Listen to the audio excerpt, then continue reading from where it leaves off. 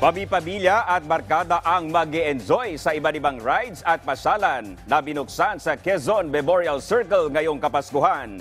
Yan ang ulat ni Kenneth Pasyente. Pasko na, pero wala ka pang papasyalan. Worry no more dahil sagot na yan ng Quezon Memorial Circle o QMC. Sa iba't ibang atraksyon dito, mula sa playground para sa mga chikiting hanggang sa mga rides sa carnival, abay talaga namang enjoy ang buong pamilya. Ayon sa pamunuan ng QMC, pagpasok pa lang ng Disyembre ay inilatag na nila ang mga panuntunan para sa seguridad ng park goers. Nakaposte na rin ang mga security personnel sa iba't ibang bahagi ng parke, lalo't nasa 50,000 ang inaasahang bibisita rito bukas sa mismong araw ng Pasko.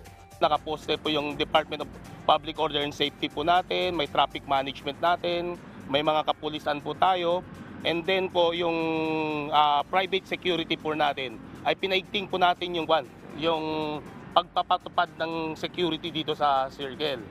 Tiniyak naman ng QMC na magiging mahigpit ang kanilang seguridad sa parke. Kaya hinimok nila ang mga park goer na wag nang magdala ng mga ipinagbabawal na gamit gaya ng matutulis na bagay, flammable materials at alak.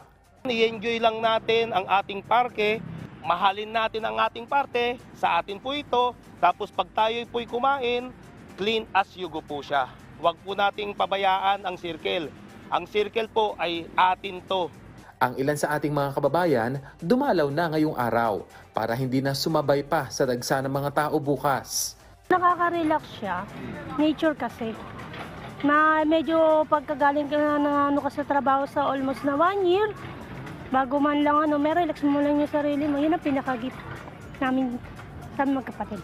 Ang circle po kasi ay isa po sa pinakamagandang pasyalan dito po sa Quezon City. Lalo na po pagdating sa mga bata, meron pong playground na maganda. Bukas ang QMC mula alas 5 ng umaga hanggang alas 10 ng gabi. Kenneth Pasyente para sa Bayan.